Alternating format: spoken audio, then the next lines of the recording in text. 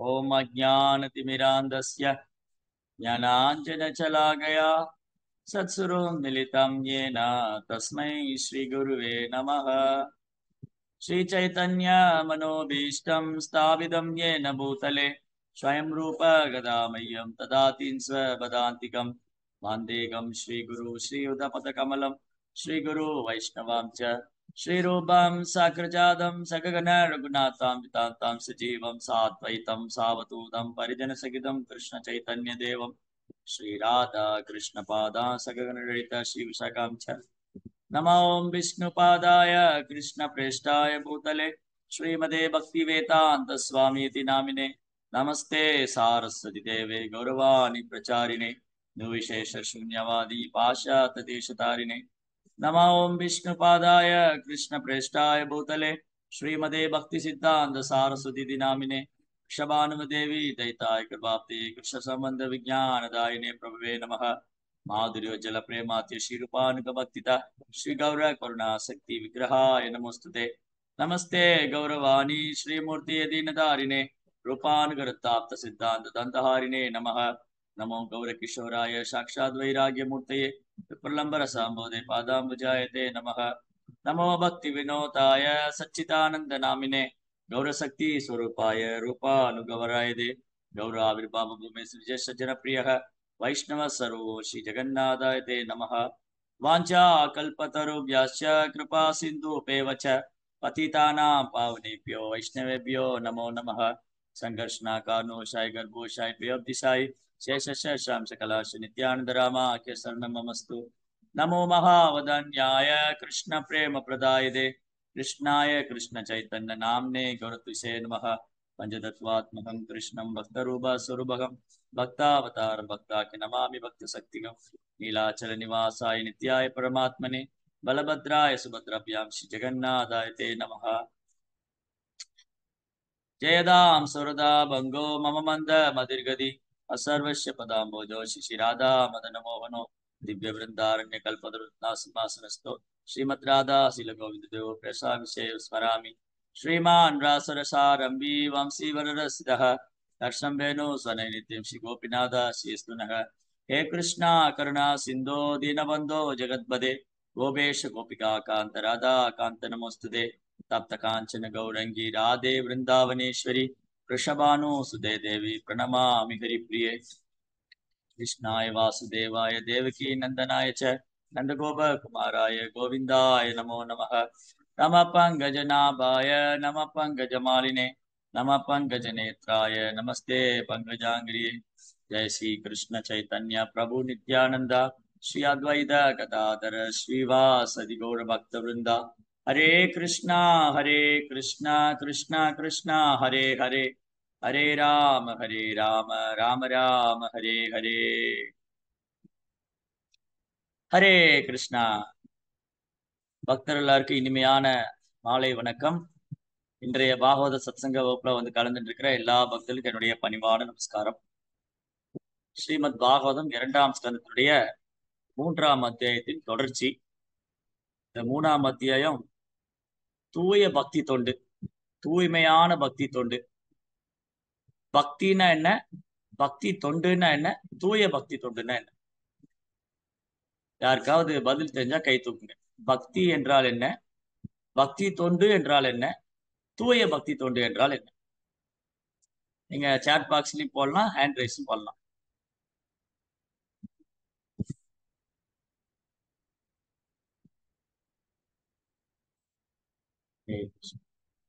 ஏதாவது இருக்கீங்களா? ஏதோ ஒரு தனி இடத்துல போய் உட்காந்து நான் மட்டும் தனியா பேசிட்டு இருக்கிற மாதிரி. ஹரே கிருஷ்ணா பிரபு. ஹரே கிருஷ்ணா. சொல்லுங்க மாதவி, கேக்குது, சொல்லுங்க பிரபு. பக்திங்கிறது நம்ம தனியா சிறு சாதன பக்தி பிரபு. சரி, நம்ம சாண்டிங் பண்றது. முதல்ல பக்தினா என்ன? அதான் பிரபு, சாண்டிங் பண்றது. பக்தியில ஒரு அங்கம் சாதனா பக்தி. பக்தினா என்னது? பக்தினா சேவை பிரபு. பக்தினா சேவை. சரி, அதான் பக்தி தொண்டு. அப்ப பக்தினா என்னது? பக்தி தொண்டு, தொண்டுன்னா சேவை. பக்தி தொண்டுனா பக்தி சேவை. அப்ப பக்தினா என்னது? பகவானுக்கு செய்யற சேவைதான் பிரபு. அதுதான் பிரபு. பக்தி, பக்தி தொண்டு 2ம் ஒண்ணாதான் பிரபு தெரியுது. பக்தி பக்திக்கு தொண்டு பகவானுக்கு செய்யற பக்தி வழிபாடு செய்யறது அதான் பக்தி பிரபு. என்னதுங்க? யார் இது வழிபாடுன்னு சொன்னது? சிவானி பிரபு. வழிபாடுங்கிறது யாரை வேணா வழிபடலாம். சாதாரண மனிதரை வழிபடலாம், தேவதையை வழிபடலாம், அதெல்லாம் வழிபாடு. பகவானுக்கு செய்யறது மட்டும்தான் பக்தி. பஜதே பக்தி தொண்டு, பக்தி தொண்டு, பக்தி, பஜதே, பாகவதர், பாகவதம், இதெல்லாமே பகவான் கிருஷ்ணருக்கு மட்டும்தான். பகவான் தேவதையை வழிபடுறது வழிபடுறது, பகவானை வழிபடுறது வழிபாடாக, பகவான் வழிபடுறது பக்தி தொண்டு, பக்தி. பக்தினா என்னது, பக்தி தொண்டுனா என்னது, தூய பக்தி தொண்டுனா கேள்வி. சரி ஹரேஷ்ண பிரபு. பக்தி தொண்டுன்னா பகவான் மேல அன்பு செலுத்துறது பிரபு. தூய பக்தி தொண்டுன்னா எந்தவித எதிர்பார்ப்பும் உள்நோக்கமும் இல்லாம பக்தி பண்றது. அப்ப பக்தினா என்னது? பக்தி தொண்டுனா பகவான் மேல அன்போடு சேவை செய்யறது. தூய பக்தி தொண்டுனா எந்த ஒரு எதிர்பார்ப்பு, வெரி குட், எந்த ஒரு எதிர்பார்ப்பு இல்லாம சொல்ற செய்யறது. அப்ப பக்தினா என்னது? சேவை செய்யுது பிரபு. அன்பு, பகவான் மீது அன்பு காட்டுறது. பக்தி என்றாலே பகவானிடம் அன்பு செலுத்துவது, பகவானிடம் நன்றி செலுத்துவது.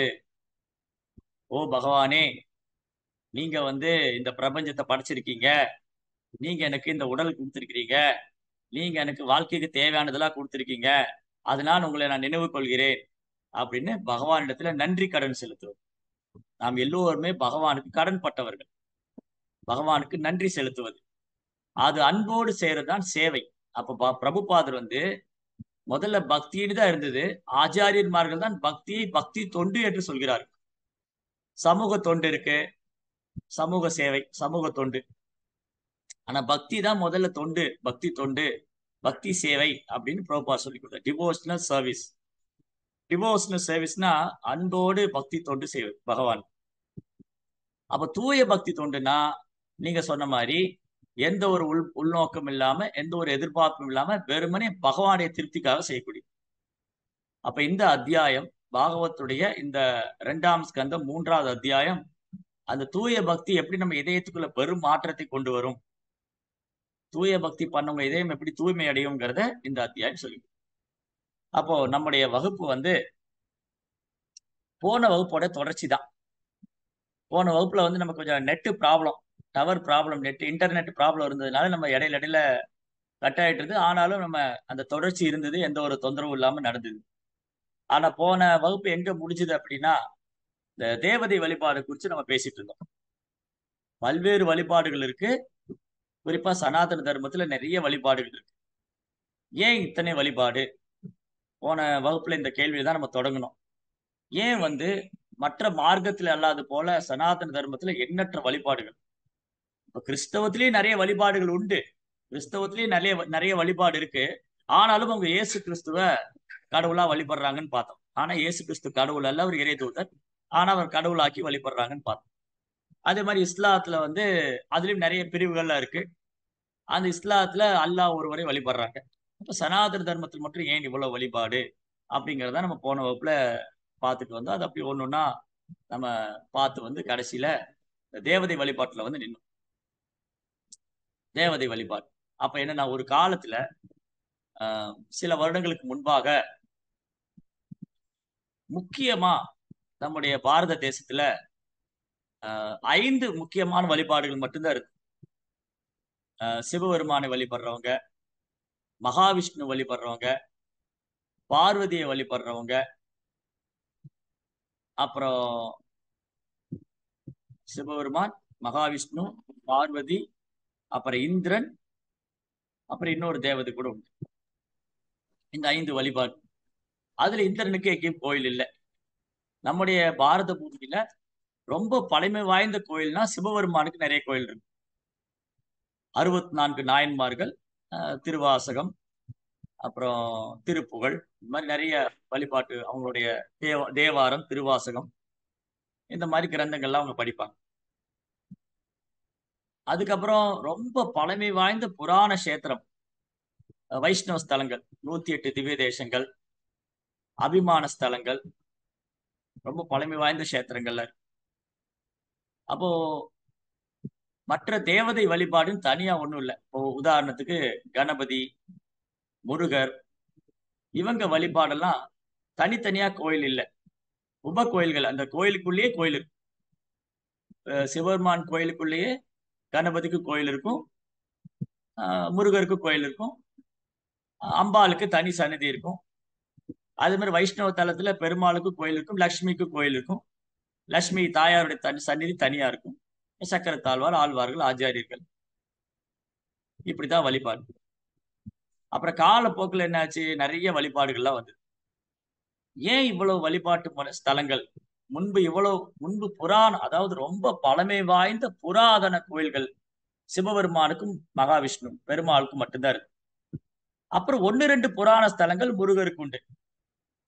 பெரும்பாலும் பழமை வாய்ந்த புராதன கோயில்கள் வந்து சிவபெருமானுடைய ஸ்தலம் இருக்கும், பெருமாளுடைய ஸ்தலம், சைவ ஸ்தலம், வைணவ ஸ்தலம்.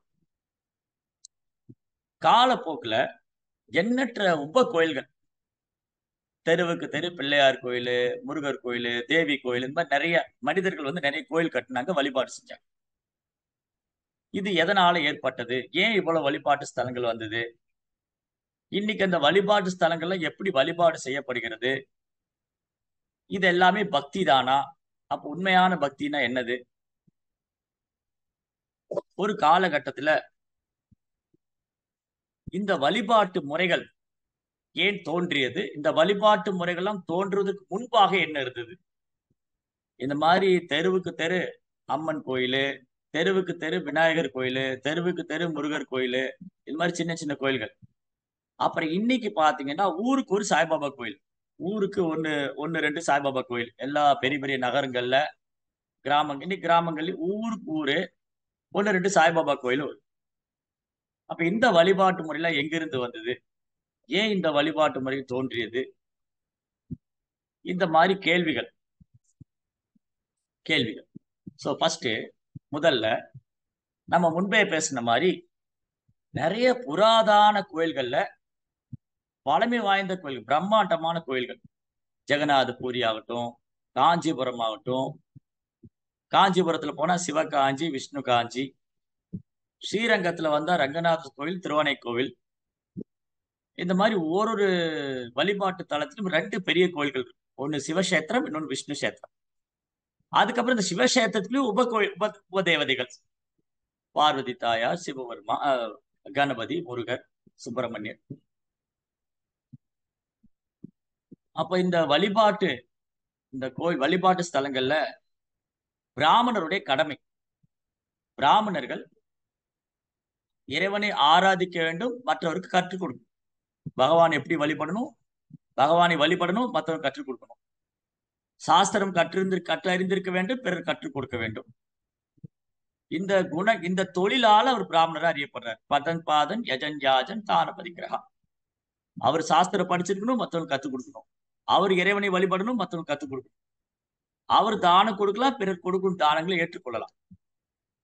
ஆனா காலப்போக்குல பிராமணர்கள் இந்த கல்வி, இந்த பிராமணர் இந்த குருகுல திட்டம், இந்த பாடம், இந்த கல்வி, இந்த வழிபாட்டு முறை, இது கற்பித்து கொடுக்காததாலும், அது அப்படியே தங்களுக்குள்ள வைத்துக் கொண்டதாலும், இது பரவலான மக்களுக்கு இந்த வழிபாட்டு முறை தெரியாம போயிடுச்சு. அதுவும் ஒரு காலகட்டத்துல ரொம்ப தீவிரமாக பிறப்பாலே உயர்ந்த குலம் என்று ஒரு சண்டை சச்சரவுகள்லாம் வந்து, இது கலியினுடைய ஒரு சுபாவம்.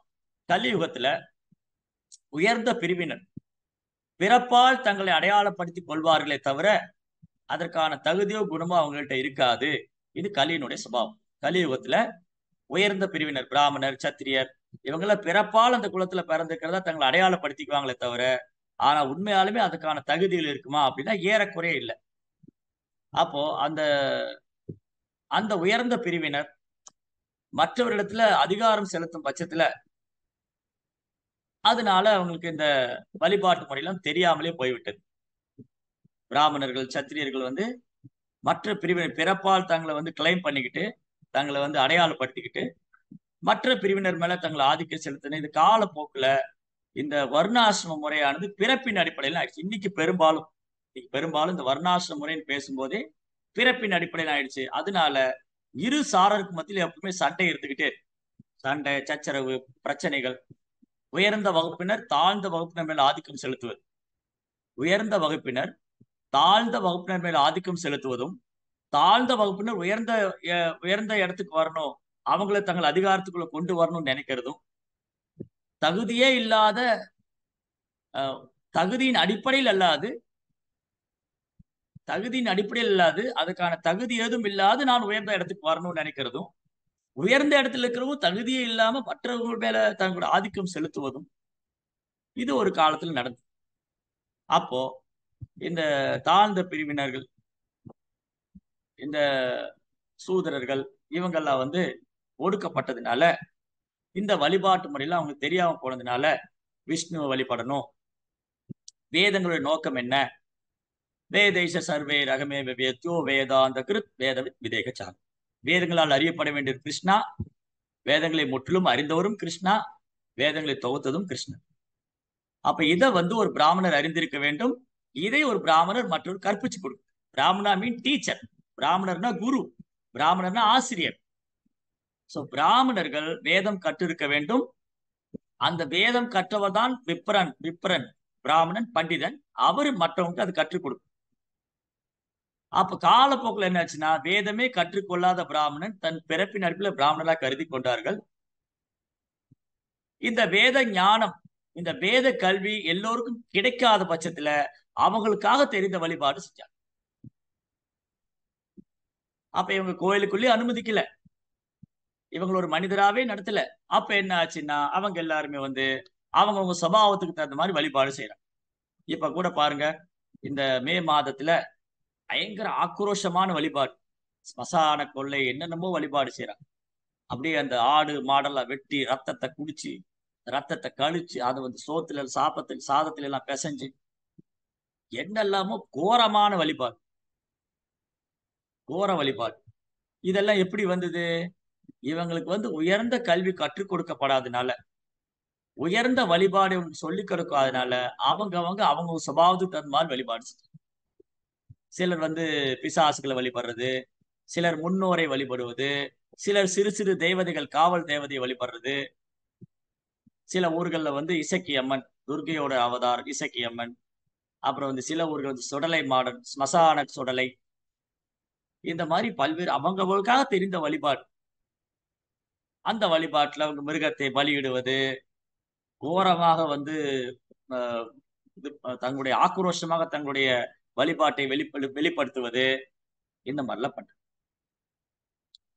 சோ இப்படிதான் ஒரு காலத்துல இந்த மாதிரி பல்வேறு வழிபாடுகள் வந்தது. காரணம் வந்து இந்த சாஸ்திரம், இந்த சாஸ்திர ஞானம், இந்த சாஸ்திரத்தை அடிப்படையாக கொண்ட உயர்ந்த வழிபாடு பயிற்சி செய்யப்படாததாலும், அது கற்றுக் கொடுக்கப்படாமல் போனதாலும், இதெல்லாம் காலப்போக்கில் அவங்கவுங்களா சில வழிபாடுகளை செய்ய ஆரம்பிச்சு. அப்போ வேதத்துல இது சொல்லியிருக்கே, இந்த மாதிரி தேவதையெல்லாம் வழிபடலாம், இவ்வளவு தேவர்களா இருக்கிறாங்களே, அப்ப ஏன் அந்த தேவதையை வழிபடக்கூடாது அப்படின்னு சிலர் எடுத்துக்கிட்டாங்க. இந்த மாதிரி பல்வேறு வழிபாட்டு முறைகள். அந்த வழிபாட்டு முறைகளின் நோக்கம் வந்து கிருஷ்ணர் பகவத்கீதை சொல்லும். அதுதான் நம்ம போன வார ஸ்லோகத்துல படிச்சோம். இந்த பலன் அடையறவங்க இந்த தேவதையை வழிபடலாம். யாராவது இறைவனுக்கு ரூபம் இல்லைன்னு சொன்னா அந்த உருவமற்ற தன்மையை வழிபடலாம். அந்த உருவமற்ற தன்மையை வழிபடுறவங்க பிரம்மதேவத்தை பிரார்த்தனை செய்து அதற்கான அறிவை பெறலாம். அந்த மாதிரி ஒன்னொன்னும் அழகான பொண்ணை விரும்புறவங்க, அழகான பொண்ணு எனக்கு மனைவியா வரணும்னு விரும்புறவங்க, அழகான பையன் எனக்கு கணவரா வரணும்னு விரும்புறவங்க, பேங்க்ல பேலன்ஸ் அதிகமா இருக்கு, இதெல்லாம் பார்த்தோம் இன்னைக்கு போன வாரத்துல. என்னென்ன தேவைக்காக இந்த தேவதை வழிபடலாம். ஆனா அதெல்லாம் வாழ்க்கையின் உயர்ந்த நோக்கமே அல்ல. வாழ்வின் உயர்ந்த நோக்கம் அது அல்ல. இன்னைக்கு பெரும்பாலும் வழிபாட்டு ஸ்தலங்கள், அது வந்து மசூதி ஆகட்டும், சர்ச் ஆகட்டும், அல்லது வந்து கோயில் ஆகட்டும், இந்த வழிபாட்டு ஸ்தலங்களை இன்னைக்கு வியாபார ஸ்தலமா மாறிடுச்சு. ஒன்று. இரண்டாவது, இந்த வழிபாட்டு தலத்துக்கு போகின்ற பக்தர்களும், அதாவது அந்த வழிபடக்கூடிய நபர்களும் மனிதர்களும் சுயநலவாதிகளா ஆயிட்டாங்க. நான் இந்த மார்க்கத்தை பின்பற்றினா எனக்கு என்ன கிடைக்கும்? எனக்கு அரசாங்கத்துல வேலை கிடைச்சிருமா? எனக்கு காலேஜ்ல வந்து ரொம்ப சுலபமா சீட்டு கிடைச்சிருமா? அப்படின்லாம் ஏதேனும் பௌதீக தேவைக்காக வழிபாடு தலங்கள்ல உள்ள பிராமணர்களும் வியாபாரிகள் ஆயிட்டாங்க. கோயில்கள் எல்லாம் வியாபார தலங்களா மாறிடுச்சு. அங்க வரக்கூடிய வழிபட வர்றவங்களும் ஏதேனும் பௌதீக நோக்கத்துக்காகவே வருகிறார்கள். அது சர்ச்சா இருந்தாலும் சரி, அது மாஸ்கா இருந்தாலும் சரி, அது டெம்பிளா இருந்தாலும் சரி. எனக்கு ஏதேனும் பௌதீக நன்மை கிடைக்குமா? எனக்கு அரசாங்கம் ஏதாவது சலுகை தருமா? நான் பிற்படுத்தப்பட்டவன், ஷெட்யூல் காஸ்ட், அல்லது நான் சிறுபான்மையினர். அப்போ அந்த சிறுபான்மையினருக்கான மார்க்கத்தை பின்பற்ற எனக்கு அரசாங்கத்துல ஏதாவது சலுகை கொடுக்குமா? எனக்கு அரசு உத்தியோகம் கிடைச்சிருமா? எனக்கு கல்லூரிகள்ல இலவசமா சீட்டு கிடைச்சிருமா? வெகு சீக்கிரமாவே நான் அரசு உத்தியோகத்துல பதவி அடைஞ்சிடலாமா? அந்த மாதிரி ஏதேனும் உள்நோக்கம். அப்ப இது அல்ல பக்தி. அப்ப அரசாங்கம் அது தகுந்தாற் போல. இதுக்கு எல்லாமே பாத்தீங்கன்னா, அரசாங்கம் தலை சிறந்த ஒரு தலைவன், ஒரு மன்னர் இல்லாத காரணத்தினாலும் மன்னராட்சி போய் மக்களாட்சி வந்துச்சு. மன்னராட்சி சர்வாதிகாரமா? ஒரு மன்னராட்சி சர்வாதிகாரம், அந்த மன்னனுக்கு கீழே எல்லாம் அடிமையா இருக்கணுமா? இல்ல. ஒரு நல்ல மன்னன் ஆட்சி செய்யும் போது அது மக்களுக்கான ஆட்சி. ஒரு பகவானுடைய பக்தன் பரீட்சித்தை போல, யுதிஷ்டிரரை போல, பிரகலாதரை போல, துருவரை போல, அம்பரீஷரை போல, பரதனை போல, ஜனகனை போல, தசரதனை போல, இந்த மாதிரி எண்ணற்ற ராஜ ரிஷிகள் நம்ம வரலாற்றில் உண்டு. இவங்களுடைய வரலாறுலாம் மறைக்கப்பட்டிருக்கு, மறக்கப்பட்டிருக்கு. இந்த பெரும் ராஜ ரிஷிகள் ஒரு மன்னன் எப்படி ஆள வேண்டும் என்பதற்கான சிறந்த உதாரணம் பிருத்து மகாராஜ், பிரியவரத மகாராஜ். இந்த மாதிரி பெரும் ஆன்றோர்களும் சான்றோர்களும் வாழ்ந்த தேசம். ஆனா இவங்க வரலாறெல்லாம் பாடத்திட்டத்திலே கிடையாது. கொள்ளையடிக்க வந்தவன், கொலை பண்ண வந்தவன், திருட வந்தவன், அவங்களுடைய வரலாறு தான் இன்னைக்கு பாட புத்தகத்தில் இருக்கு. அது துரதிர்ஷ்டம். இப்படி இந்த மாதிரி மன்னர்கள் வீழ்ச்சி அடைஞ்சாங்க. வீழ்ச்சி அடைஞ்ச மன்னர்களால எப்படி மக்களை வழிநடத்த முடியும்? பிராமணர்களும் வீழ்ச்சி அடைஞ்சாங்க. வீழ்ச்சி அடைஞ்ச பிராமணர்களால் எப்படி சமுதாயத்தை வழிகாட்ட முடியும்? அப்போ உயர்ந்த வகுப்பினர் வீழ்ச்சி கலியுகத்துடைய தாக்கம். ஆதி கலோ சூத்திர சம்பவா. கலியுகத்துல எல்லாரும் சூத்திரன். ஏதேனும் சுயநலத்துக்காக, யாரெல்லாம் ஏதேனும் சுயநலத்துக்காகவோ பௌதிக லாபத்துக்காகவோ புலனிபத்துக்காகவோ வாழ்ந்து கொண்டிருக்கிறான் என்று சொல்வோமேயானால் அவன் சூத்திரன். அவன் பிராமணனாக பிறந்திருந்தாலும் சரி, அவன் உயர்ந்த குலத்தில் பிறந்திருந்தாலும் சரி, பௌதிக கல்வியில் பெரும் மேதாவியாக இருந்தாலும் சரி. ஒருத்தர் பௌதிக கல்வியில பெரும் மேதாவி, பேருக்கு முன்னாடி நிறைய பட்டம் போட்டிருக்கிறாரு, ஆனா அவருக்கு வாழ்க்கையில புலனிபம் தான் பிரதானம். அப்ப அவர் சூத்திரன். உயர்ந்த பிராமண குலத்துல பிறந்து நான் அமெரிக்கால ஒரு சாப்ட்வேர் கம்பெனில ஒர்க் பண்றேன்னா சூத்திரன். நான் உயர்ந்த சத்திரிய குலத்துல பிறந்து நான் லண்டன்ல பாரிஸ்ல ஒர்க் பண்றேன்னா சூத்திரன். அப்போ கலோ சூத்திர சம், கலியுகத்துல எல்லாம் சூத்திரன். அதனால இந்த உயர்ந்த வகுப்பினோட வீழ்ச்சி தான் என்ன ஆயிடுச்சுன்னா, ஒட்டுமொத்த சமுதாயமும் வழிநடத்தப்படுவதற்கும் நிர்வாகம் செய்வதற்கும் சிறந்த ஒரு தலைமை இல்லாம். அப்ப என்ன பற்றாக்குறை இன்னைக்கு? நீ கலியுகத்துல ஒரு பற்றாக்குறையும் கிடையாது. உணவு தானியம் இன்னைக்கு கிடைக்கதான் செய்யுது, மழையும் பெய்யத்தான் செய்யுது, வாழ்க்கைக்கு வாழ்வாதாரத்துக்கு தேவையானதெல்லாம் கிடைக்கதான் செய்யுது. நாம் சரியாக திட்டமிடாத காரணத்தினால்தான் கிடைக்கிறது இல்லைன்னு பிரபுபாதர் சொல்றாரு. பிரபுபாதர் என்ன சொல்றாரு? இன்னி இந்த உலகத்துல சரியா அரசாங்கம் சரியாக திட்டமிட்டால் தண்ணீர் பற்றாக்குறை, உணவு பற்றாக்குறை, நோய், பஞ்சம், வறட்சி, தொற்று வியாதி எல்லாத்தையும் தடுத்து நிறுத்த முடியும். ஆனா அத்தகு தகுதி வாய்ந்த திறமை வாய்ந்த ஒரு தலைமை இல்லை. சரி, மக்கள் எல்லாம் முட்டாள்களா இருக்காங்களே, வாழ்க்கையில நான் யாருன்னே தெரியாம வாழ்ந்துட்டு இருக்கிறாங்களே, அப்படின்னா அந்த மக்களை வழிநடத்தக்கூடிய தகுதி வாய்ந்த புத்திசாலி பிரிவினர் இல்லை. உண்மையான ஆசிரியர் இல்லை. உண்மையான டீச்சர் பிராமணா. திரும்பி அப்படித்தான் நம்ம என்ன புரிஞ்சுக்கூடாது, பிராமணா உண்மையான டீச்சர் ஆசிரியர்னா அப்ப பிறப்பால்னு அர்த்தம் இல்ல. அவன் நாலேஜ், இறை விஞ்ஞானம், வேத நாகரிகம், வேத அறிவு, வேத கலாச்சாரத்தை பின்பற்றக்கூடிய பிராமணன். இப்ப என்ன பற்றாக்குறை? சிறந்த பிராமணனுக்கும் தலை சிறந்த தகுதி வாய்ந்த சத்திரியனுக்கும் தான் பற்றாக்குறை. ஏன்னா எல்லா சூதரர்களா கழிவு. அதனால இன்னைக்கு ஒட்டுமொத்த சமுதாயம் கலியுகத்துல இவ்வளவு கேள்வி. இன்னைக்கு பாருங்க, என்னென்ன கேள்வி எல்லாம் கேட்கறாங்க. கடவுள் இருக்காரா, கடவுள் இல்லையா, கடவுளை கொண்டு வந்து முன்னாடி காமிங்க, அப்பதான் நம்புவேன், கடவுள் எங்க இருக்கிறாரு, நீங்கள அது பொய், இதெல்லாம் உண்மை கிடையாது, இதெல்லாம் கற்பனை, இந்த இதிகாச புராணங்கள் கற்பனை. இன்றைக்கு பெரும்பாலும் இளைஞர்கள் மத்தியில நம்பிக்கை குறைந்து கொண்டே வருகிறது. பெரும்பாலும் இளைஞர்கள் மத்தியில, இன்னைக்கு அடுத்து வரக்கூடிய தலைமுறை மத்தியில இந்த மாதிரி பல்வேறு கேள்விகள். அரசாங்கம் அதுக்கு தகுந்த மாதிரி பாடத்திட்டங்களா மாற்றி நாத்திக கல்வி, இந்த அரசாங்கம், விஞ்ஞானிகள் இவங்களுடைய வேலை என்னன்னா நாத்திகத்தை உருவாக்குறது. இறை உணர்வற்ற, கடவுள் உணர்வற்ற ஒரு சமுதாயம். அதைத்தான் இவங்க விரும்புறாங்க. ஏன்னா இவங்க தங்களால் எல்லாம் முடியும், நாங்களே எல்லாம் பண்ணிடுவோம் அப்படிங்கிற பொய்யாங்காரத்துல. அதனால இன்னைக்கு இத்தனை விதமான குழப்பங்கள், இன்னைக்கு காணக்கூடிய அனைத்து குழப்பத்துக்கும் பிரச்சனைக்கும் காரணம் வந்து நாம் இந்த கல்வி, நம்முடைய கல்வி எஜுகேஷன் சிஸ்டம், நாம் படித்துக் கொண்ட கல்வி முறையை நாம் கைவிட்டதுதான் காரணம். மேற்கத்திய கலாச்சாரத்தின் தாக்கம் பாருங்க. மேற்கத்திய நாட்டுக்காரங்க வந்து சுதந்திரம் கொடுத்துட்டு போயிட்டாங்க.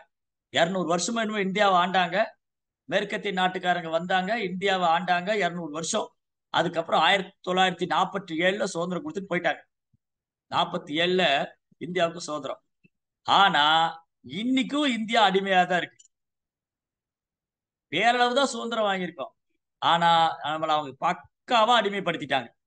எப்படி அடிமைப்படுத்தினாங்க? அவங்க கலாச்சாரம், அவங்க உணவு, அவங்க நாகரிகம், அவங்க நடை உடை பாவனை எல்லாம் இன்னைக்கும் தாக்கம் இருக்கு. அப்போ என்ன இங்கிலீஷ்ல சொல்லப்போனா we are independently dependent. Independently dependent அப்படின்னு என்ன அர்த்தம்னா, நம்ம சுதந்திரம் வாங்கின மாதிரி வாங்கிட்டு அவங்களுக்கு அடிமையா தான் இருக்கு. நம்ம வெள்ளைக்காரர்கிட்ட சுதந்திரம் வாங்குற மாதிரி வாங்கிட்டு நம்ம அவங்களுக்கு அடிமையா தான் இருக்கு. காரணம், இன்னைக்கு பயன்படுத்தக்கூடிய பொருள்கள், அது மருத்துவமாகட்டும், எல்லா துறையிலையும் வந்து மேற்கத்திய நாட்டுடைய அந்த சிஸ்டம் தான், அந்த நடைமுறை தான் நாங்கள் பின்பற்றி பெரும்பாலும். ஏறக்குறைய நம்முடைய மருத்துவம், நம்முடைய உணவு பழக்க வழக்கம், நம்முடைய நாகரிகம், நம் கலாச்சாரம் எல்லாத்தையும் நம்ம தொலைச்சாச்சு.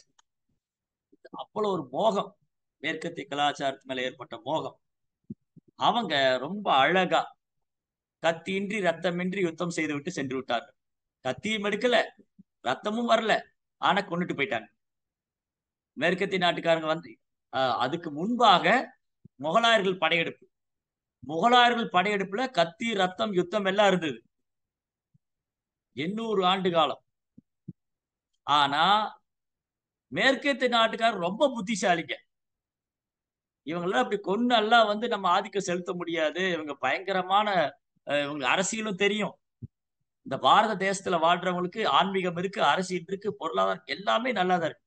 பல முறை முகலாயர்கள் கொள்ளையடித்து சென்று கூட, பல முறை பிரிட்டிஷ்காரங்க வர்றதுக்கு முன்னாடி, பிரிட்டிஷ்காரங்க இந்தியாவை கைப்பற்றுறதுக்கு முன்னாடி 800 ஆண்டு காலம் முகலாயர் கையில இருந்தும், பல முறை முகலாயர்கள் இங்கிருந்து கொள்ளையடித்து சென்றும் இந்தியா பொருளாதாரத்தில் முதல் தரமா இருக்கு.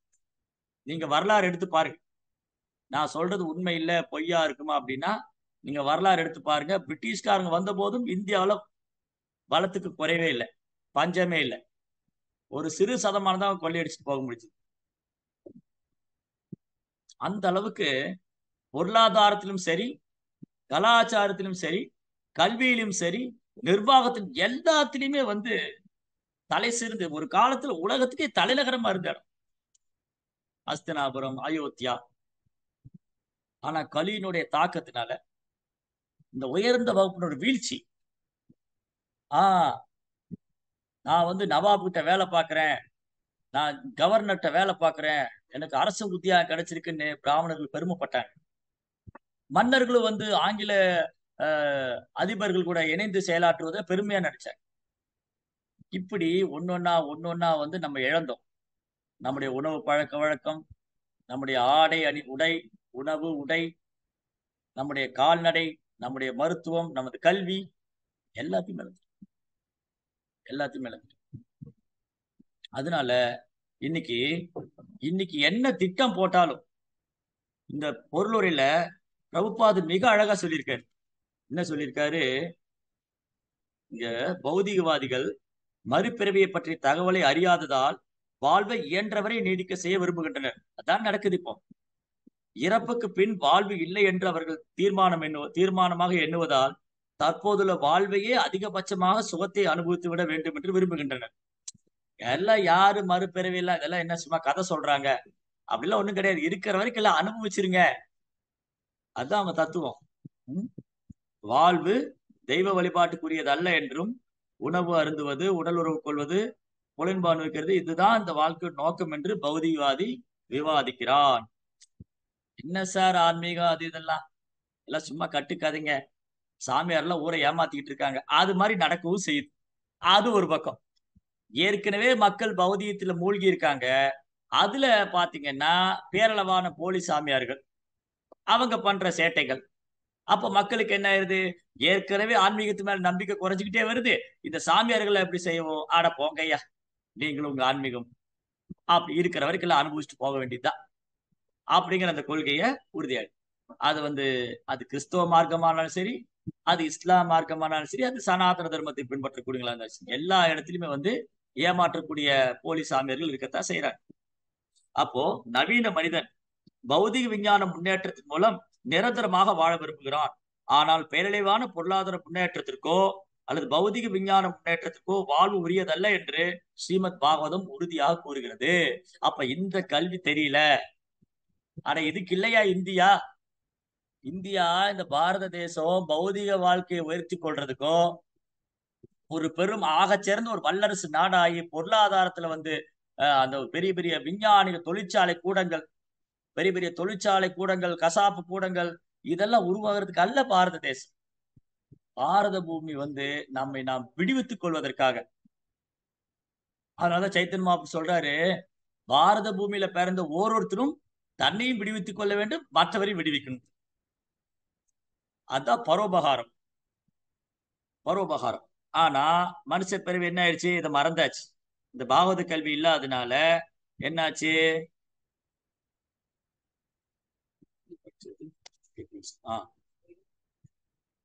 வாழ்வு பிரத்யேகமாக தபஸ்யா அல்லது புனிதமடைவதற்காக இருக்கிறது.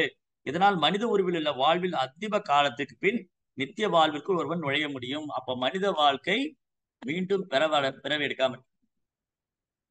பிறக்காம இருக்கிறது அந்த மனித வாழ்க்கை. திரும்ப இந்த ஜட உலகத்துல துன்பம் அனுபவிக்க கூடாது. ஆனா பெரும்பாலும் மக்கள் என்ன நினைக்கிறாங்க? பௌதிகவாதிங்க மறுபிறவை பற்றி தகவலே கிடையாது. அதனால இருக்கிற வரைக்கும் எல்லாத்தையும் அனுபவிக்கணும் அப்படிங்கிறது அவங்க திட்டம். தற்போதுள்ள வாழ்விலேயே அதிகபட்சமான சுகத்தை அனுபவித்து விட வேண்டும் என்று விரும்புகின்றனர். எப்படியாவது என்ஜாய் பண்ணிருந்த லைஃப. ஜீவனின் நித்தியத்தன்மை மற்றும் பௌதிக உலக மாற்றம் ஆகியவற்றை பற்றி அறியாமை நவீன மனித சமூகத்தில் பெரும் நாசத்தை ஏற்படுத்தியுள்ளது. இன்னைக்கு பாருங்க, இன்னைக்கு விஞ்ஞானம் முன்னேற்றம் அடைச்சிருக்கு, அதுல சந்தேகமே இல்லை. தகவல் தொழில்நுட்பம், பொருளாதாரம் எல்லாம் முன்னேற்றம் அடையும். ஆனா ஆயுள் குறைச்சிக்கிட்டே ஆயுள் குறையுது. புதுசு புதுசா ஆஸ்பத்திரிகள் வருது. அந்த ஸ்பெஷல் இருக்கு, இதுல ஸ்பெஷல் இருக்கு. ரொம்ப எப்படினாலும் நாங்க அந்த லேட்டஸ்ட் டெக்னாலஜி எல்லாம் கொண்டு வந்துருவோம் அப்படிலாம் சொல்றாங்க. ஆனா ஆயுள் குறைஞ்சுக்கிட்டே. விஞ்ஞானி அதை கண்டுபிடிக்கிறேன், இதை கண்டுபிடிக்கிறேன், நான் அந்த கிரகத்துக்குள்ள கூட்டிட்டு போயிருவேன், இந்த கிரகத்துக்கு போயிருவேன். ஆனா உள்ள கிரகத்தில் உள்ள பிரச்சனையே தீக்கலையே. ஜென்ம மிருத்து ஜரா வியாதி துக்க தோஷான தர்சனம். இங்க பிறப்பு இறப்பு முதுமை நோய் வந்துகிட்டே தானே இருக்கு. நாளுக்கு நாள் வயசாயிட்டு தான் இருக்கு. சீக்கிரமா செத்து போறாங்களே. என்ன பெரிய சாதனை! இவ்வளவு பெரிய பெரிய பெரிய ஹாஸ்பிட்டல்ஸ், அதிநவீன தொழில்நுட்பம் இந்தியாவில வந்தாச்சு. ஒரு காலத்துல அமெரிக்கா மாகாணத்துல போய் நாங்க சிகிச்சை எடுத்துட்டு வந்தோம், சிங்கப்பூர்ல போய் நாங்க அந்த சிகிச்சையை நாங்க இந்தியாவிலே கொடுக்குறோங்கிறாங்க. இந்தியாவிலே கொடுக்குறோம். ஆனா அப்பயும் இறப்பு நடந்துட்டு தானே இருக்கு. இதுல என்ன வேடிக்கைன்னா, சிறு வயதுல நான் எல்லாம் ஒரு 50-60 வருஷத்துக்கு முன்னாடி, ஒரு 50 வருஷம் கூட கிடையாது, ஒரு 35-40 வருஷத்துக்கு முன்னாடி, அவ்வளவு கூட இல்ல, அவ்வளவு கூட வேண்டாம், ஒரு 20 வருஷத்துக்கு முன்னாடி, ஒரு 20-25 வருஷத்துக்கு முன்னாடி 35 வயசுல மாரடைப்பு செத்து போயிட்டாங்க. 30 வயசுல மாரடைப்புனால செத்து போயிட்டாங்க. ஐயோ பாவம். 35 வயசுலயே அவருக்கு வந்து பக்கவாதம் வந்து கஷ்டப்படுறாரு. 25 வயசுல அவருக்கு சுகர் வந்துருச்சு. 30 வயசுலயே அவருக்கு வந்து ரத்த கொதிப்பாயிடுச்சு. High pressure, low pressure, high sugar, low sugar. இதெல்லாம் நான் கேள்விப்பட்டதே இல்ல ஒரு 25 வருஷத்துக்கு முன்னாடி. அப்படின்னா, இன்னும் நான் பின்னோக்கி சென்றால் எப்படி வாழ்ந்திருப்பாங்க? அப்ப இந்த அளவுக்கு பெரிய மருத்துவ தொழில்நுட்பம் கிடையாது. இயற்கையான மருந்துகள சாப்பிட்டாங்க. இயற்கை உணவே மருந்து. அந்த மருந்து தான் உணவு. அன்றாட வாழ்க்கையில சாப்பிட்ட உணவெல்லாம் மருந்து தான். மஞ்சள் மருந்து, மிளகு மருந்து, மிளகு ரசம், சாப்பாடுல மஞ்சள சேர்க்கிறது, இயற்கையா வந்து உணவ தயாரிக்கிறது, கீரை வகைகளை சேர்த்துக் கொள்வது, பச்சை காய்கறிகளை சேர்த்து காய்கறிய அப்படியே பாயில் பண்ணி சாப்பிடுறது. இந்த மாதிரி இயற்கையான உணவு சாப்பிட்டோம். நீண்ட காலம் வாழ்ந்தாங்க. இவ்வளவு பெரிய மருத்துவம் தேவைப்படல. அறுவை சிகிச்சையும் தேவைப்படல. சிசேரியன் முறையும் தேவைப்படல. ரொம்ப எளிமையா வாழ்ந்திருக்காங்க. எளிமையான வாழ்க்கை, உயர்வான சிந்தனை. அதுதான் வேதகால வாழ்க்கை. ஆனா இன்னைக்கு இங்க பாருங்க, ரொம்ப அழகா சொல்றாரு. என்ன சொல்றாருன்னா, ஜீவனின் நித்திய தன்மை மற்றும் பௌதிக உலக மாற்றம் ஆகியவற்றை பற்றி அறியாமை நவீன மனித சமூகத்தில் பெரும் நாசத்தை ஏற்படுத்தியுள்ளது. இதன் விளைவாக பல பிரச்சனைகளை தீர்ப்பதற்குரிய திட்டங்கள் அந்த பிரச்சனையை மிகைப்படுத்தி உள்ளன. பிரச்சனையை தீர்க்கறதுக்கு தான் திட்டம் போடுறாங்க. ஆனா என்ன ஆகுது? புதுசு புதுசா பிரச்சனை வருது. சரி, இவ்வளவு ஹாஸ்பிட்டல் எல்லாம் வந்துருச்சு, நோயும் புதுசு புதுசா வருது. இவ்வளவு நாகரிக முன்னேற்றம், நோயும் புதுசு புதுசா வருது. ஏன்னா இயற்கையில் உள்ள மரங்கள் எல்லாம் வெட்டியாச்சு. மரம் வெட்டப்பட்ட உடனே சுவாசத்துக்கு காற்று, சுத்தமான காற்று இல்ல. நீர்த்தேக்கங்கள் எல்லாம் மூடியாச்சு, குடிக்க சுத்தமான தண்ணி இல்ல. ஆறுகளை, ஏரிகளை நாசமாக்கியாச்சு, அதுலயும் சுத்தமான தண்ணி இல்ல. அப்ப எதை உண்டு வாழ்வது? செயற்கையாக உற்பத்தி பண்ணுவோம், அதான் அவங்க திட்டம். அதனால நாசமான வேலைகள் தான் ஈடுபடுறாங்க. அது அழிவை தான் ஏற்படும். அப்போ ஆயுளை 100 ஆண்டுகளுக்கு மேல் நீடிக்க செய்ய முடியும் என்றால் மனிதனின் நாகரிக முன்னேற்றம் வளர்ச்சி அடையும் என்பது உறுதி இல்லை. அப்படியே நீங்க 100 வருஷம் வாழ்ந்தாலும் இந்த பேரளவான நாகரிகம் மேலும் வளருங்கிறதுல உத்தரவாதம் இல்லை. அதுல உத்தரவாதம் இல்லை. அப்போ இங்க என்ன சாதனை பண்ணிட்டோம்? இங்க ஒரு சாதனையும் பண்ணல. பேரளவான விஞ்ஞானம், அறிவியல் முன்னேற்றம் ஏதோ ஒரு சில நன்மைகளை செய்திருந்தாலும் பெரும்பாலும் அதுல தீங்குதான். இந்த விளக்கே இல்லாம ஒரு காலத்துல வாழல. இந்த மின்சார விளக்கு இல்லாம ஆரோக்கியமா வாழ்ந்திருக்காங்க. அதுக்குதான் அந்த எண்ணெய்க்கு வந்து நல்லெண்ணெய் பேர் வச்சாங்க. எள்ளெண்ணெய் அது ஆக்சுவலி. எள்ளெண்ணெய்க்கு ஏன் நல்லெண்ணெய் பேர்? அந்த விளக்கின் ஒளியில வாழும்போது உடலுக்கு ஆரோக்கியமா இருக்கு. இன்னைக்கு பாருங்க, நம்ம எல்லாரும் கரண்ட் போச்சுன்னா நம்மளால வாழ முடியல. மின்விசிறி, காத்தாடி, ஃபேனு, ஏர் கண்டிஷனர், ஏசி, இதெல்லாம் இல்லாம நம்மளால வாழ முடியல. ஏன்னா நமக்கு சூழ்நிலை கைதி ஆயிட்டோம். ஏன்னா இயற்கையும் மாறிக்கிட்டே வருது. மனிதன் வந்து சுயநலவாதியாக மாற இயற்கையை துஷ்டம் செய்து, இயற்கையை துன்புறுத்தும் போது, இயற்கையை அழிக்கும் போது சீதோசனம் மாறுது இல்லையா? ஒரு 2-3 ஆண்டுகளுக்கு முன்பு இருந்த வெயில் இன்னைக்கு அதிகமாயிருக்கு. இது குறையுமா? அதிகமாயிட்டே தான் இருக்கு. ஏன்னா இயற்கையை நாம் சேதம் செய்ய இயற்கை நமக்கு தண்டனை கொடுத்துக்கிட்டே தான் இருக்கு. அப்போ பேரளவான விஞ்ஞான முன்னேற்றம், நாங்க பெரிய பெரிய சாலைகள்லாம் போடுவோம், தங்க நாற்கர சாலை, 8 வழிச்சாலை, மரத்தை வெட்டி. எங்க கோயிலுக்கு முன்னாடி என்ன நடந்தது? ரோட வந்து எக்ஸ்டெண்ட் பண்ணாங்க, ரோட வந்து விரிவுபடுத்தினாங்க. அப்போ அந்த ரோட்டு ஓரமா ரெண்டு பெரிய எல்லா ஊர்லயும் இன்னைக்கு அதுதான். இங்க பெரம்பலூர்ல, திருச்சியூர்ல மட்டும் எல்லா ஊர்லயும் முன்ன காலத்துல எப்படி ரோடு இருந்திருக்கும்? 2 சைடு பிரம்மாண்டமான புளிய மரம். அந்த புளிய மரம் ரெண்டும் இணைந்து அந்த சாலை முழுவதும் குடையாக இருக்கும். நான் சின்ன வயசுல பார்த்திருக்கேன். இப்ப கூட சமீபத்துல ஒரு சில வருடங்களுக்கு முன்பு நம்ம எல்லாம் பார்த்திருக்கலாம். 2 சாலை ஓரம் 2 பக்கம் புளிய மரங்களை நட்டு வச்சிருப்பாங்க.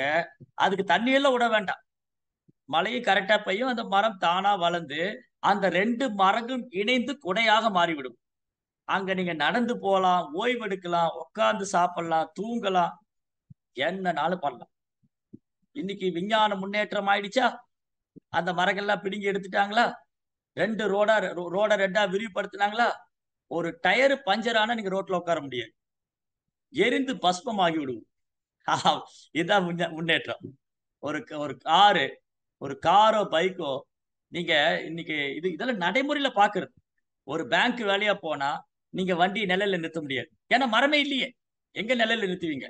ஆனா பேங்க்குள்ள ஏசி போட்டுக்கிட்டோம். பேங்க்குள்ள ஏசி இருக்கு, ஆனா வெயில்ல வெளியில வந்து சாகணும். காருக்குள்ள ஏசி இருக்கு, ரோட்ல வந்தா வெந்துரும். இதெல்லாம் முட்டாள்தனமான கலாச்சாரம் பாருங்க. இந்த சிலந்தி பூச்சி மாதிரி, சிலந்தி பூச்சி வந்து ஒரு வலையை பின்னிட்டு அதுக்குள்ளேயே மாட்டி, அந்த மாதிரிதான் இன்னைக்கு மக்கள் வந்து இன்னைக்கு பேரளவான விஞ்ஞான முன்னேற்றம் நாகரிகங்கள பேர்ல தன்னை சுற்றி ஒரு வலையை பின்னிட்டு வலைக்குள்ள மாட்டிக்கிட்டேன்.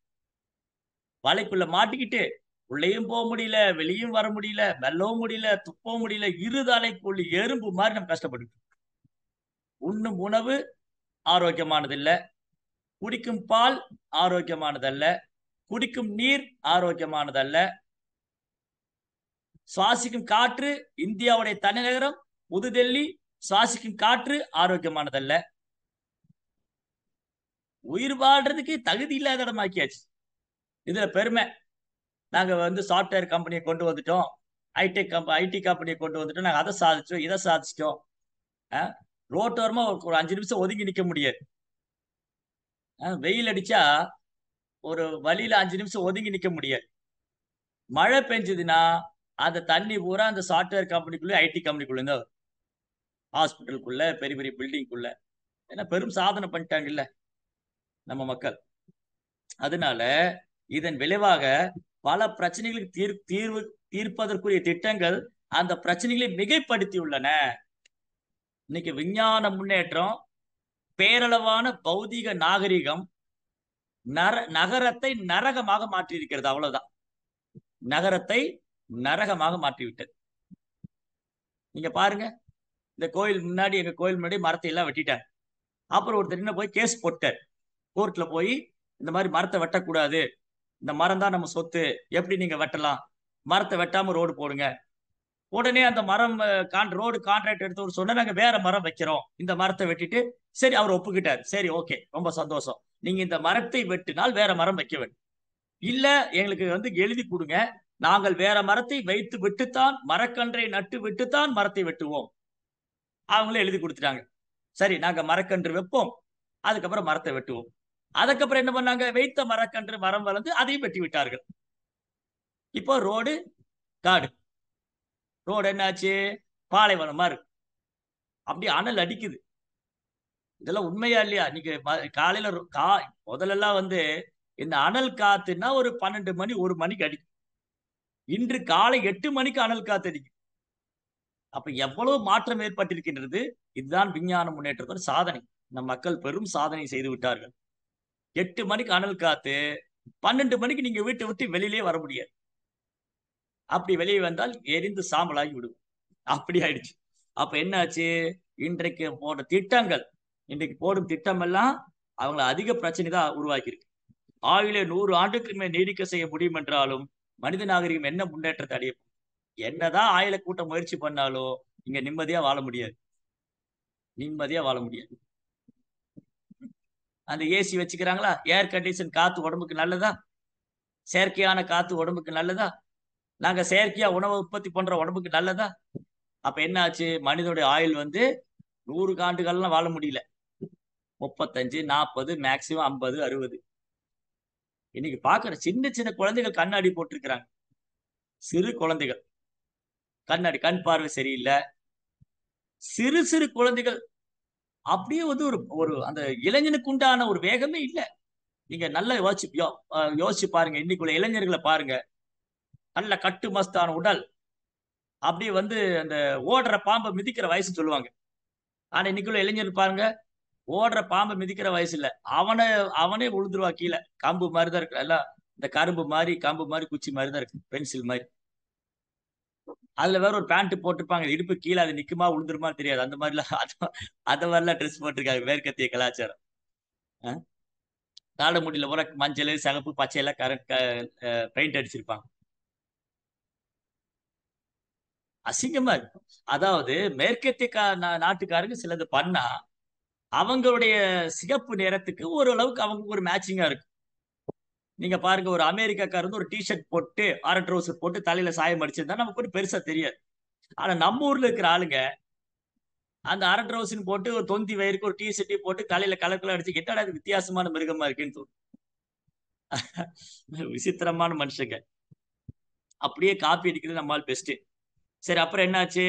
ஆயில் வளருதா? இல்ல, வீணாதான் போச்சு. அதனால இந்த நாகரிக முன்னேற்றங்கிறது நமக்கு நரகத்தனமான வாழ்க்கை தான் உருவாக்கி. இன்னைக்கு நம்முடைய ஆரோக்கியம், நமது கல்வி, நமது உணவு எல்லாத்தையும் நம்ம இழந்துட்டு இன்னைக்கு எல்லாம் பூரா வந்து கார்ப்பரேட் கம்பெனில என்ன ப்ராடக்ட் கொடுக்குறாங்களோ, என்ன கெமிக்கல் போட்டு கொடுக்குறாங்களோ அதைத்தான் நம்ம சாப்பிடணும். அதைதான் சாப்பிடணும். இதுல பாருங்க, சீக்கிரமா வளருது. பழங்கள் சீக்கிரமா வளர்ந்துருது, ஆனா சுவையே இல்ல. பூக்கள் சீக்கிரம் வளருது, மனமே இல்ல. 2 அடி 3 அடியில வந்து தென்னை மரம் வளர்ந்து இளநீ கொடுக்குது. 1 அடி 2 அடியில 2 அடியில மரம், மாங்காய் மரம், கொய்யா மரம், எல்லாத்தையும் மரபே மாற்றி விட்டார்கள். இதெல்லாம் பெரிய சாதனை. இதெல்லாம் சாப்பிட்டுட்டு தான் நம்ம ஏதோ உயிர் வாழ்ந்துகிட்டு இருக்கிறோம். அவ்வளவுதான். அப்ப இந்த ஸ்லோகம் என்ன சொல்லுதுன்னா, இந்த மரங்கள் இருக்கே, இந்த மரம் எல்லாம் ஒரு காலத்துல ரொம்ப பழமை வாய்ந்த மரங்கள்லாம் இருக்கு. அது ஒரு சில இடங்கள்ல இப்ப இருக்குன்னா மனுஷன் விட்டு வைக்க மாட்டாங்க. மனுஷன் வந்து மனிதர்கள் எதுவுமே விட்டு வைக்க மாட்டாங்க. விலங்குகள் கூட இயற்கையோடு சேர்ந்து வாழுது. ஆனா மனுஷன் மட்டும் இயற்கையோடு சேர்ந்து வாழ மாட்டான். இயற்கையை அழிச்சுதான் வாழ்வான். ஆனா சில மரங்கள் நீண்ட காலம் வாழக்கூடியது. 500 ஆண்டு காலம், 1000 ஆண்டு காலம். இங்க நிறைய உதாரணம் சொன்னாங்க. பிரபுபாதர் சொல்லியிருக்காங்க. இந்த விருந்தாவன்ல கூட கிருஷ்ணர் காலத்திலிருந்து ஒரு மரம் இருக்கின்றது. அது மாதிரி கொல்கத்தால இந்த மாதிரி பல 100 ஆண்டுகள் மரங்கள் இருக்கின்றன. ஆனா என்ன பிரயோஜனம்? அந்த மரத்தினால என்ன நன்மை? அதனால நடக்க முடியாது, பேச முடியாது, உணர்வுகளை வெளிப்படுத்த முடியாது, சிரிக்க முடியாது, விரும்பிய உணவை சாப்பிட முடியாது. எல்லாத்துக்கும் மேல அந்த மரத்தால் இறைவனை தியானிக்க முடியாது. அப்போ நீண்ட காலம் மரமா இருந்து என்ன பிரயோஜனம்? என்ன பிரயோஜனம்? அது ஒண்ணு கேட்டுதா? மரங்கள் உயிர் வாழவில்லையா? மரங்கள் உயிர் வாழுது. அப்ப தாவரங்களுக்கும் உயிர் உண்டு. அதான் தாவரம், தாவர உடல், தாவர உடல். அப்ப சில ஆன்மாக்கள் தாவர உடல்ல இருக்காங்க. அந்த சில ஆன்மாக்கள் தாவர உடல்ல இருக்கும்போது அந்த ஒரு குறிப்பிட்ட மரம் பல 100 ஆண்டுகள் இருக்கு.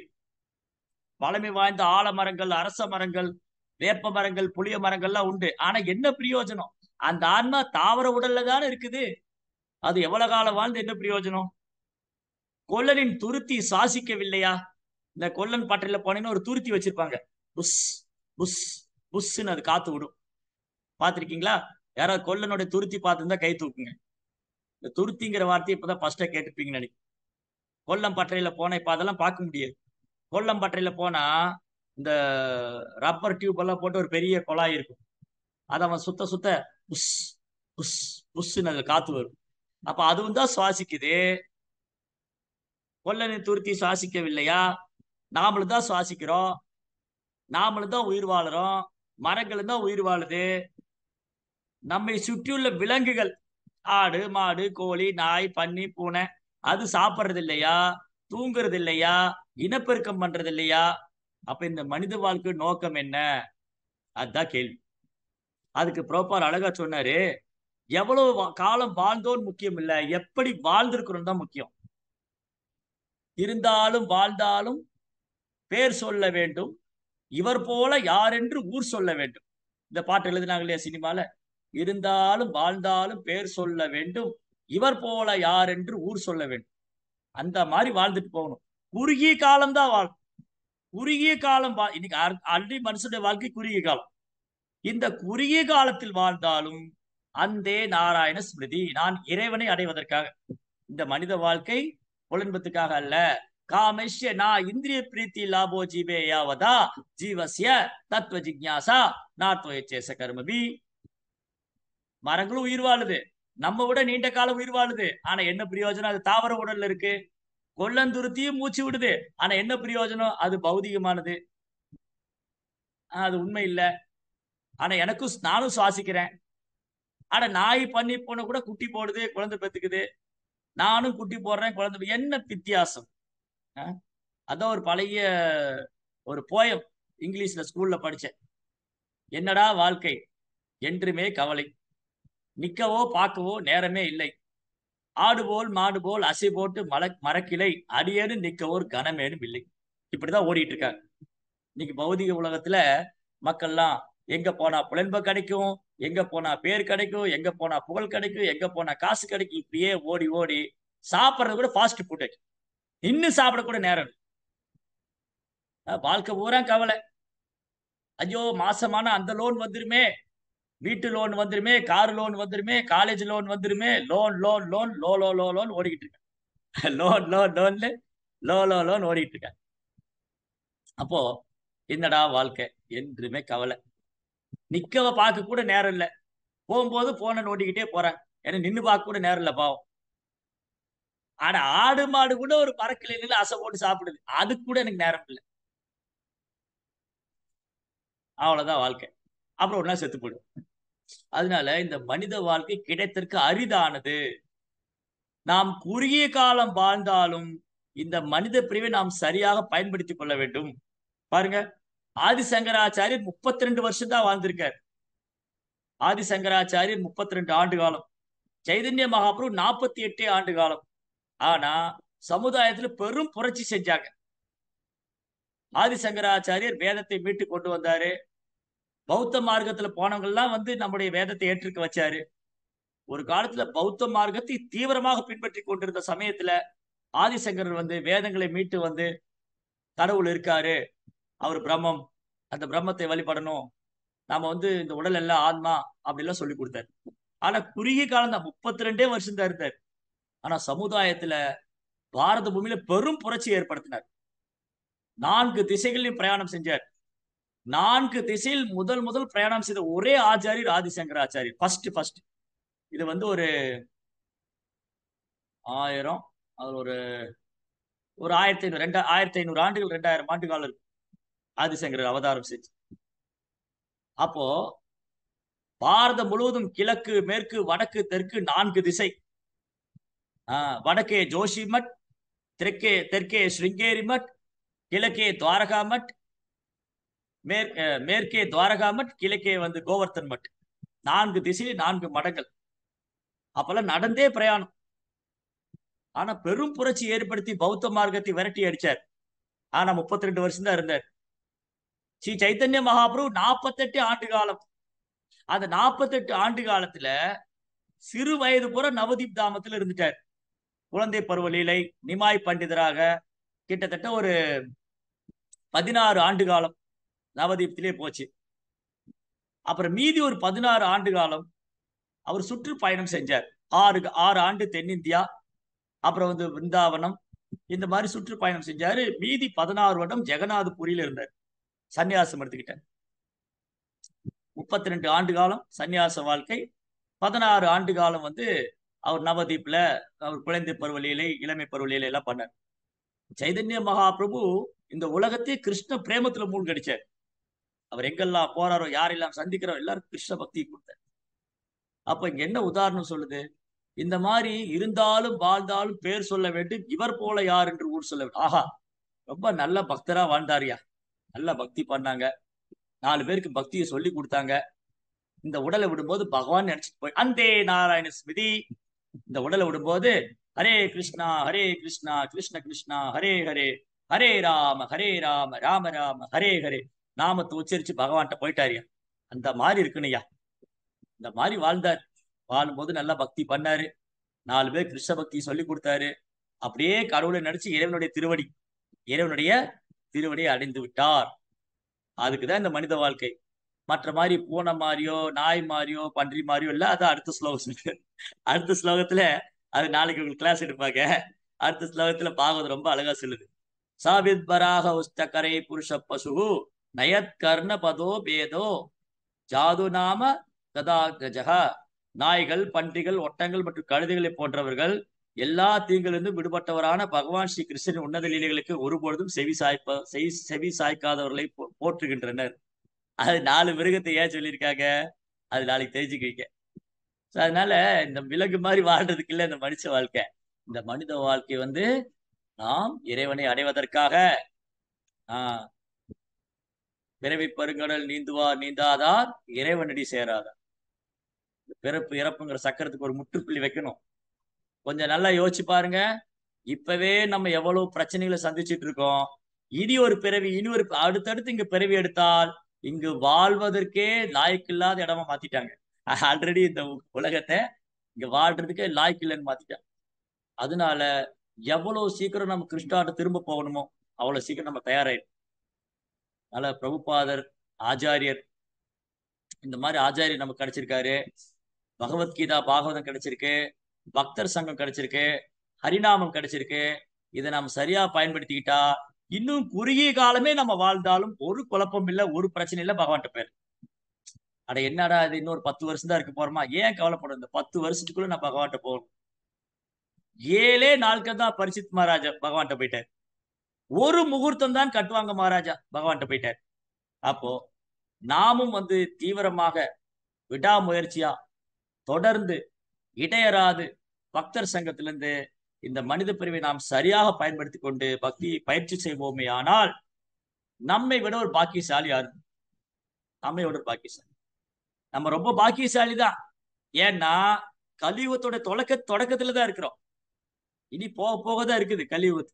நம்ம இதெல்லாம் ஒரு சாம்பிள் தான். இன்னைக்கு நம்ம பேசினதெல்லாம் ஒரு சாம்பிள் தான்.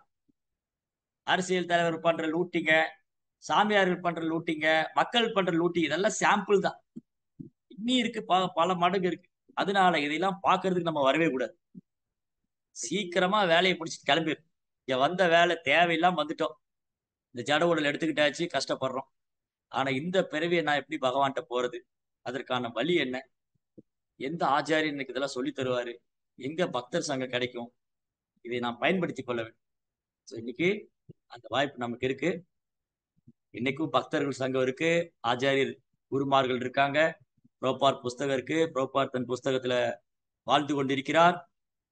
பாகவதத்தில் கிருஷ்ணர் வாழ்ந்து கொண்டிருக்கிறார். ஹரிநாமத்தில் பகவான் இருக்கிறார்.